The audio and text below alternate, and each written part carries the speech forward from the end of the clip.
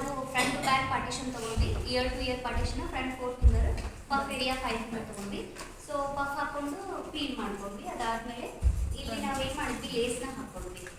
Okay, so lace ನಿಮಗೆ ಸ್ವಲ್ಪ doubt ಇದ್ದಂಗೆ ಇದೆ, ಅಷ್ಟು ಈಸಿಯಾಗಿ ಹೋಗೋದಿಲ್ಲ. ಒಂದು ಇದನ್ನು ತೊಗೊಂಡ್ಬರ್ರಿ, ಚೌಲಿ ತೊಗೊಂಡ್ಬರ್ರಿ ಆ ಕಡೆ ಈ ಕಡೆ.